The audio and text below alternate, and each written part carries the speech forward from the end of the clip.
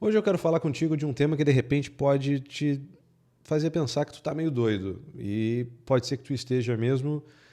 Talvez esse vídeo seja para ti. Eu sou o Diego Moreira, sou psicólogo e hoje eu quero te contar um negócio. Eu estava lendo o Chesterton, Gilbert Chesterton, né? O gordo Chesterton, um escritor inglês ali, acho que do século XVIII, se eu não me engano, XVIII ou XIX, não me lembro. E no livro Ortodoxia dele tem um capítulo chamado O Maníaco, ou o Louco, né? Pode ser o Louco, The Maniac, né? Onde ele estava conversando com um editor amigo dele, andando na rua, e esse editor amigo dele diz assim, pô, tu viu fulano lá, né? Rapaz, ele acredita nele mesmo, esse rapaz vai longe. E o Chesterton olha para ele e diz assim, sabe onde é que tem muita gente que acredita em si?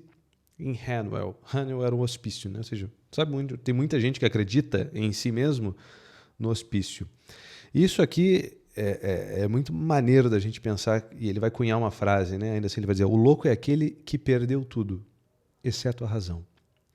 E a gente às vezes fica na nossa cabeça pensando, rapaz, mas como assim?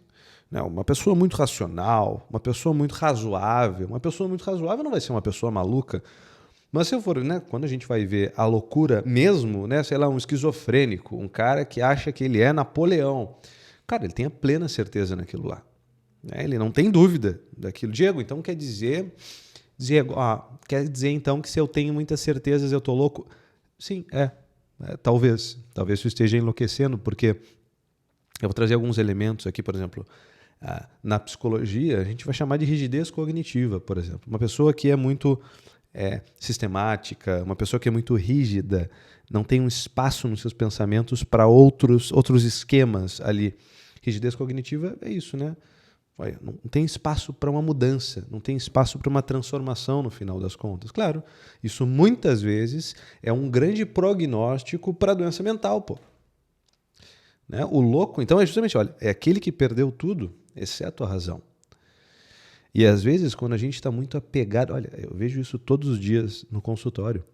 As pessoas, elas vêm com um sofrimento onde, às vezes, é um grande castelo de cartas, né? Às vezes tu desmonta uma coisinha assim, tu, puxa, mas isso aqui não é bem assim, né? Caraca, porra, se extinguiu.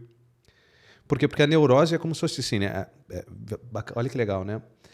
É como se eu fosse uma mentira que eu contei para mim mesmo, acreditei e esqueci que menti. Vou repetir. A neurose é como se fosse uma mentira que eu contei para mim mesmo e esqueci que menti.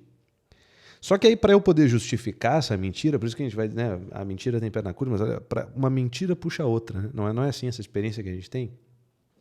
Quando eu minto, eu tenho que depois mentir de novo, eu minto de novo, eu tenho que mentir de novo, e aí vão descobrir, aí daqui a pouco eu tenho um grande castelo de cartas. Né? Tudo tem uma grande lógica coerente, a coisa muito funciona e coisa e tal. Olha, é exatamente isso que um neurótico faz. É muito razoável. As loucuras, sempre, eu digo isso para os meus supervisionandos, né, psicólogos, eu digo, olha, a gente tem que entender a dinâmica, o raciocínio da loucura. Beleza, como é que chega naquilo lá? Como é que chega naquela ideia? E claro, às vezes partindo de premissas falsas, a gente pode chegar em conclusões malucas. Eu lembro uma vez que estava conversando, convenhamos, né? Uma conclusão maluca é o morte ao macho, por exemplo, feminismo, né? Morte ao macho, matem o macho, literalmente, né? Vamos matar o macho. Ué, partindo de premissas absurdas, isso pode, né? Eu lembro de conversar uma vez com uma feminista, ela estava dizendo assim, olha, porque realmente, se nós presumirmos de que a sociedade está colocada onde o macho ele ocupa uma hegemonia e aí ele tem os meios para poder alienar os outros, então nós precisaríamos eliminar todos esses machos que ocupam esse grande bloco hegemônico autoritário para poder criar uma nova casta de pessoas que não vão ser opressoras. Porque o opressor assume os meios de educação, etc. E tal. Beleza. Partindo dessa premissa, a morte ao macho faz muito sentido, né? E é muito gozado, ainda seguindo no que o Chesterton nos diz, né? O louco é aquele que perdeu tudo exceto a razão. A rigidez cognitiva, então, é um primeiro elemento e a gente precisa se atentar a isso aqui, porque quantas vezes a gente tem uma rigidez para poder aceitar coisas novas, para aceitar novas ideias. Diego, então tem que ser uma parada meio hippie, assim, tudo é bom, Diego, por isso que eu digo, todas as religiões são boas, para mim todos os times de futebol são bons, para mim todas as ideias elas são... Não é isso aqui, né? Não é assim, essa coisa ecumênica de todas as ideias e todas... Não, mas é um quê de abertura. É uma abertura para dialogar, para conversar e etc. Por quê? Porque se eu não tiver certo, beleza, que bom, me tirou do erro. Se eu tiver certo e a coisa vier me trucar, digamos assim, eu fico mais forte, né? É aquela ideia do Nassim Taleb, né? As ideias antifrágeis. Se a tua ideia é uma ideia boa, mas se ela é a verdade, ela é antifrágil. Você vai bater nela e ela vai voltar mais forte. Não é uma ideia frágil que bate e quebra, ou resistente que bate e aguenta, mas cedo ou tarde ela sucumbe, né? A rigidez é isso. Imagina uma pessoa dura, né? É resistente, mas uma hora quebra. É isso que a gente vê no consultório. Pessoas às vezes muito fortes. Homem às vezes assim, homem é mais rígido do que mulher, né? Cognitivamente até. Tá lá duro.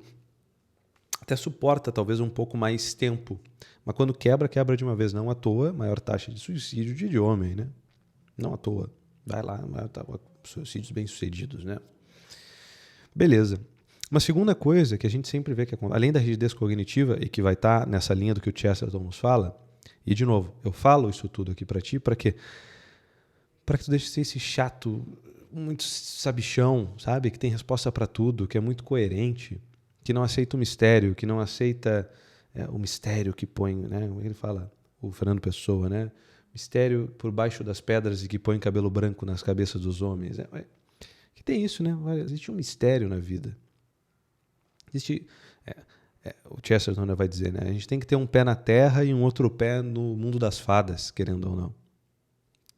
Essa capacidade de poder imaginar, né? Essa capacidade de assumir, de pensar diferente, de conseguir brincar sobre tudo, né? O louco, ele não brinca, ele não consegue fazer de conta.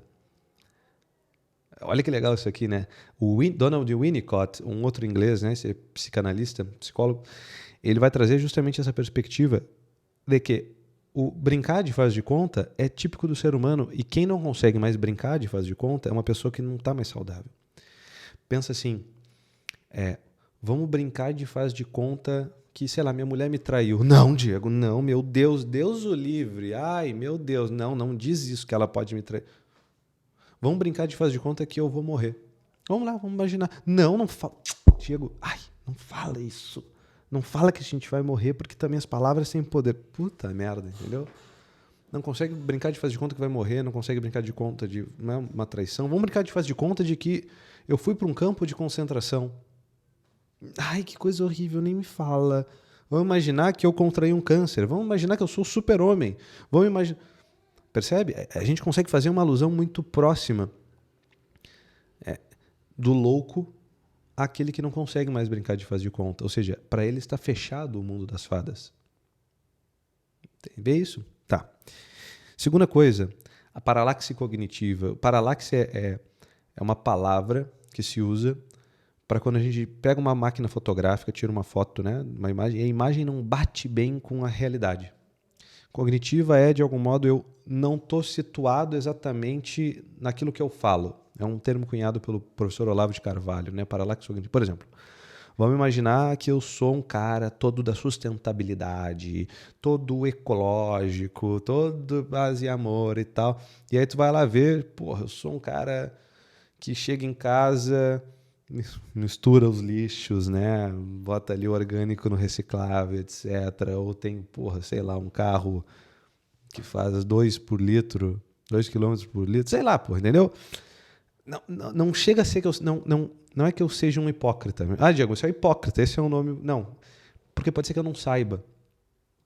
E isso aqui eu vou falar com vocês, calma, a gente vai caminhando. Mas essa paralaxe cognitiva é, por exemplo, sei lá, eu faço um grande discurso contra o tráfico de drogas. E eu sou lá o primeiro a sair fumando maconha. Que porra é essa, velho? Tu tá aí dizendo contra o tráfico de drogas e tal, então, porra, tá financiando isso aí, cara. Que diabo é esse? Né? Então, ou seja, a postura que eu ocupo na realidade, o posicionamento que eu tenho na realidade, ele não reflete ao que eu falo, no final das contas. Tem isso que exatamente esse exemplo que eu dei está lá no Tropa de Elite, não sei se vocês lembram, quando o Matias, ele está na faculdade, está na escola, alguma coisa, e ele puxa, né, dá uma descascada, né, naquela playboyzada lá, diz assim, vocês são um baita sem vergonha, vocês estão aí tudo falando, contra o tráfico de drogas, etc. E vocês estavam tudo fumam maconha, tudo usam droga e tal. De fato, né? Então, a rigidez cognitiva e a paralaxe cognitiva, elas são dois elementos que aparecem nesse maluco e que é muito comum a nós, né? No dia a dia, etc. A gente vê isso com quem convive conosco, né? Tá, beleza. Diego, quais são os desdobramentos disso aqui? Cara, os desdobramentos disso, vamos lá. Número 1, primeiro, o fechamento psicológico. Uma necessidade de fechamento psicológico. Por que a gente faz isso? Ora, porque a gente tem essa necessidade de conclusões, não é? São geralmente pessoas que vão acabar assim, são pessoas que não sustentam a dúvida. Precisa de uma conclusão, precisa fechar a coisa, preciso chegar numa conclusão, preciso chegar numa ideia logo. De fato, a dúvida, ela nos atormenta.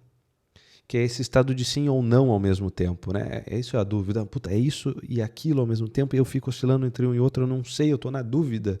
Será que vão me pagar amanhã? Será que não vão pagar meu salário amanhã? Estou na dúvida, oh meu Deus e tal. Será que eu estou com câncer? Será que eu não estou com câncer? Sim, não, sim, não, sim, não. Eu não consigo sustentar. Será que ele me traiu? Será que ele não me traiu? Eu não consigo. Ah, meu Deus e tal. Existe uma necessidade. Cada um tem um pouco mais, uma tolerância maior ou menor com esse fechamento psicológico. Tá. 2. O viés de confirmação também nos leva para essa rigidez, nos leva para essa loucura. O que é o viés de confirmação? É aquela coisa, eu tendo a ficar enviesado para confirmar aquelas crenças que eu já tenho. A andar com gente que repete só as coisas que eu já acredito, a ouvir e ler pesquisas que só confirmam aquilo que eu já acredito. Esse é o viés de confirmação, isso está em nós, né? E claro, faz todo sentido de que eu vá tentar sustentar cada vez mais aquilo que eu já acredito. Ora, Diego, então eu tenho que ser meio doido, que eu tenho que ficar procurando aquilo que justamente vai contra o que eu acredito. Não, eu estou te falando quais são os desdobramentos e a gente precisa saber disso aqui. Por quê? Eu vou te dar uma imagem, logo, de como a gente consegue sair disso aqui. Qual é o caminho para a gente começar a se relacionar melhor com os outros, com a realidade e conosco mesmo, tá? Terceira coisa, a dissonância cognitiva. O que é dissonância cognitiva? É quando, por exemplo, sei lá, é a desculpinha no final das contas. A desculpinha como assim? Por exemplo, cara, vamos lá, eu sou diabético e aí eu sei que eu não devo comer açúcar. E aí eu, não, mas, sei que eu não devo comer açúcar, mas vou morrer mesmo, né? Eu vou ter que morrer de alguma coisa. Então, é isso aí. Tem uma dissonância entre as ideias, né? Eu acredito que eu não devo comer, mas aí aparece uma outra ideia para tentar justificar isso aqui. Né? Mas eu vou morrer mesmo, então vamos embora. Ou, sei lá, eu fumo aqui, estou com enfisema, mas também vou morrer de algum modo e tal. Alguma coisa para justificar, uma desculpinha, no final das contas. 4, e esse aqui é mais perigoso, né? É aquela pessoa que tem tanta certeza que ela se identifica inclusive com seus pensamentos. Essa parada a gente vai encontrar até mesmo na aceitação e compromisso, né? Terapia de aceitação e compromisso, que é a fusão cognitiva. É a pessoa que ela tem um pensamento de que ela é um fracasso e ela já se identifica com aquele pensamento. Surgiu na minha cabeça um pensamento que eu nem controlei de fracasso, né? Fracassou, não consegui, sei lá, chegar a tempo pegar o meu voo, sei lá, perdi o voo. Nossa, não sou um merda. Apareceu na minha cabeça, né? Tu é um merda. E eu me identifico com aquilo. A fusão cognitiva é precisamente isso. Vem o pensamento e eu me identifico com o pensamento, ao invés de conseguir dizer, tive um pensamento de que eu sou um fracasso. Parece meio louco, mas muita gente faz isso, né? Aparece uma ideia de que é um fracassado e se identifica com aquilo. Peraí, não, estou tendo um pensamento que eu sou um fracassado. É como se fosse essa necessidade de fechamento psicológico, lá o primeiro que eu falei, essa necessidade de tirar conclusões, até sobre mim, muito rápida. Tá bom, eu fracassei, mas não quer dizer que eu seja um fracassado. Né? Eu estou tendo um pensamento de que eu sou um fracassado nesse momento, porque, sei lá, estou afetado com a situação. Sei lá, né? Que eu não valho nada.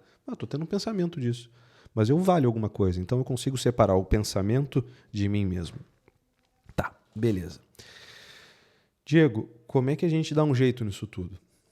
Eu digo que a gente precisa, de algum modo, e às vezes a terapia nos ajuda com isso, a integrar, a ter uma consciência dos nossos preconceitos, dos nossos traumas, daquilo que a gente já tem na nossa cabeça, dos nossos adestramentos, dos nossos afetos, daquilo que está meio que inconsciente, trazer para a consciência para conseguir enxergar a realidade melhor.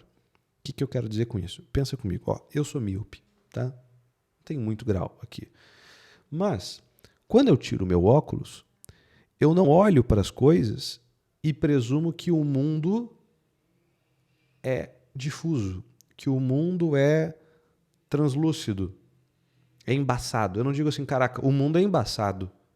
Não, né? O meu olho, o meu órgão de percepção que não está funcionando muito bem. Eu coloco um óculos, né? Opa, eu sei, meu olho não está vendo as coisas muito bem.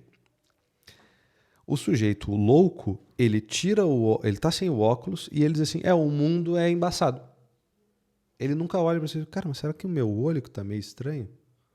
Será que o meu olho... Deve ser meu olho, pode ser meu olho. Vamos imaginar que eu não tivesse o óculos. O que eu teria que fazer? Olha, eu teria que, de algum modo, toda vez que eu olho para a realidade, corrigir ela em 1,5 graus. Diego, como assim? Eu vou ter que fazer um cálculo oftalmológico na minha cabeça? Não. Mas eu olho para as coisas e, cara, eu tenho que presumir que as coisas são um pouco mais claras, um pouco mais focadas do que são quando eu estou sem óculos. Entende? Eu olho para as coisas assim, puta, olha lá um negócio lá, imagina, vou apontar para alguém. Pá, olha lá alguém passando lá e tal. Parece que está jogando uma bola. Eu mal consigo ver a bola. Eu estimo, percebe? Eu estimo por quê? Porque eu tento corrigir a falta de foco no meu olho. Por que isso que eu estou falando é importante? Porque ter consciência dos nossos traumas, dos nossos preconceitos, das coisas inconscientes aqui em nós, ela nos ajuda a olhar para a realidade e fazer a correção. Por exemplo, vamos imaginar que eu sou uma mulher e eu, sei lá, tive um pai muito que abusou fisicamente de mim, me espancava, sei lá. Nossa, coisa horrível, né? E, sei lá, depois eu tive um monte de namorado que judiou de mim, etc. Eu vou ter uma tendência em mim a achar que o homem é um ser mau e que o mundo deve ser feito só de mulheres. Vai aparecer em mim. Por quê? Porque todas as experiências, o raciocínio indutivo, né? Todos os homens que eu vi na minha vida são uns bandos de arrombado, inclusive aqueles mais importantes para mim, meu pai e tal, não sei o quê. A tolice seria, por exemplo, cair no feminismo, né? Essa seria uma tolice. O mundo é mau, os homens são maus, nós mulheres devemos unir. Puta, não é bem assim. De fato, muitos homens são maus, né? Mas não todos, capaz, né? As ideologias como um todo, elas são, por exemplo, eu olhar para o mundo achando que o erro está no mundo e não no meu órgão de percepção, na minha inteligência, no final das contas. É uma inteligência danificada e que a pessoa não faz essa correção. Vê? E isso aqui é para tudo. Imagina eu entrar num relacionamento sem presumir coisas que eu já tenho. Sei lá. Eu tenho uma tendência, uma baixa autoestima e eu sempre me acho feio. E aí a pessoa que está comigo, ela diz para mim que eu sou muito bonito. E eu digo, não, tu que é louco. Peraí. Tu que é louca. Peraí, mas eu tenho uma baixa autoestima. Eu tendo consciência disso, por que eu não presumo que quando eu me vejo no espelho, eu vejo eu um pouco pior do que realmente eu sou? Isso aqui é fazer esse ajuste. É o míope que olha para a realidade e faz esse ajuste. No final das contas, essa aqui é uma postura confessional. Por quê? Porque eu tenho, portanto, o que é que nos atrapalha muitas vezes? É os nossos defeitos. Esses traumas, esses preconceitos, muitas vezes os nossos defeitos que nos impedem de aprender o mundo, de olhar para a realidade do jeito mais adequado. E eu volto lá nisso. Na rigidez cognitiva, é essa que eu não olho para os meus defeitos e eu estou aberto a mudá-los. As coisas que eu acredito sobre mim, sobre o mundo, eu não tô... Por quê? Porque às vezes essas conclusões que eu tirei foi por causa de um defeito meu. Foi por causa de uma carência minha. Vê? E aí eu não estou aberto, rígido, ferrou, pronto. Agora a pessoa que é mais flexível psicologicamente, assim, ela é capaz de fazer esse ajuste, esse balanço, de fazer essa correção dos seus preconceitos, etc. Então, essa é uma postura confessional que a gente tem que ter sempre. E eu digo, a pessoa que tem essa postura confessional, confissão, não estou falando de confissão de ir na confissão sacramental, né, lá no padre se confessar, não. É uma postura de assim, cara, eu meio que toda noite eu faço um balanço do dia e eu sou capaz de vencer o meu orgulho, digamos assim. Lembra aquela frase do Nietzsche que eu já falei para vocês? Não, minha memória disse que eu fiz, o meu orgulho disse que eu jamais poderia ter feito. Esses nossos defeitos, esses nossos erros, esses nossos atos que nós percebemos que foi um erro, às vezes por uma ignorância nossa, por uma falha de apreensão da realidade. Se chega no final do dia e eu não faço memória disso e digo para mim mesmo, puta, não sabia, puta, fui ignorante, puta, errei, eu não vou ser capaz de, na próxima vez, acertar. Porque vamos supor assim, eu sou míope. Diego, mas como o míope sabe que ele é míope? Ué, porque de repente eu fui lá pegar um negócio e errei, né? Tipo, a primeira vez que eu tive notícia que eu era míope, eu precisei errar, né? Vamos supor que eu nunca tivesse óculos. Eu ia errar várias vezes, só que tomando consciência do meu erro, eu ia fazer o ajuste, né? Olha, eu tô olhando aqui, vamos supor que eu tenho um problema de profundidade, né? Vamos supor que eu vou lá e meto a mão aqui e não consegui pegar a caneta, né? Peguei a caneta. Por quê? Porque ela estava mais longe do que o meu olho achou que estava. Erro de profundidade. Eu vou aprender a corrigir. É que nem aqueles índios caçando na água, né? O peixe está passando assim e eles, que é a refração da água, atira a lança mais para a esquerda, onde o peixe não estava, e na verdade era onde o peixe estava, porque fez essa correção. É a mesma coisa. É fazer essa confissão para eu saber onde eu errei e aí eu conseguir ajustar. Se tu tem essa postura aqui, meu filho, minha filha, tu não precisa mais de um psicanalista, por exemplo. Acabou os psicanalistas. Por quê? Porque tu não vai mais estar trabalhando na ótica da mentira e da neurose, de ficar operando, criando e recriando mentiras para sustentar aquelas coisas que tu acredita. Não, tu tem essa abertura. Vamos para perguntas mais objetivas aqui, que já está dando nosso horário. Pergunta número 1. Pega as coisas que tu acredita, tá? Tu consegue narrar o melhor argumento adversário daquilo que tu acredita? Tu já foi atrás do melhor argumento? Sei lá, se é de religião, se é de política, se é sobre coisa sobre o mundo, se é uma coisa ideológica, se é uma coisa política, se é uma coisa... sobre o outro. Tipo assim, eu tô aqui com o meu cônjuge e eu tô acusando ele de alguma coisa, mas eu consigo narrar o melhor argumento possível para tentar passar pano para aquela pessoa? O melhor argumento do meu adversário, digamos assim. Se eu não consigo, pode ser que eu esteja fechado. Eu tenho que conseguir. Puta, qual é o melhor argumento possível? Entende? Porque a pessoa que tem essa sinceridade, essa honestidade, no final das contas, ela vai mais longe. Ela já não fica sendo pega por... Ela não precisa ficar com medo de pessoas que discordem do que ela acredita, porque ela mesma já fez isso. Ela já integrou essas diferenças, esses opostos. 2, eu sei olhar para as coisas que eu acredito e pensar em algum fato novo que possa vir a acontecer para que eu mude de ideia. Sei lá, eu tenho uma ideia sobre saúde, mas se aparece um fato X, eu sou capaz de, na presença desse fato, mudar de ideia? Não, Diego, não. Uma opinião inabalável. Eu não mudo de opinião por nada nesse mundo. Puta, fudeu. E 3, tu é capaz de fazer piada de ti mesmo ou até mesmo rir de ti mesmo. A pessoa que não consegue fazer de conta, ela não consegue se distanciar de si. Ela está muito apegada a si mesma. E ela não consegue fazer piada de si mesma. Porque ela é muito certa daquilo que ela é. A piada é um ferir o próprio ego de algum modo. É conseguir ferir isso aqui. Fazer piada de si é muito saudável, portanto. Assume uma certa flexibilidade psicológica. Eu consigo rir de mim mesmo. Por quê? Porque eu não sou bem isso aqui que eu estava fazendo. Sei lá, errei aqui, caraca, né? Tá? Faz essas perguntas, não seja um míope, não seja um louco, não seja tão apegado às suas certezas. Claro, tenha certezas, né? Tenha boas certezas. Tenha um pé no mundo das fadas. Saiba fazer de conta. Não seja um louco que perdeu tudo, exceto a razão. Tá bom? Curte esse vídeo aqui, se inscreve no canal. Por hoje é só. Fique com Deus, não façam nada que eu não faria e até a próxima. Tchau, tchau.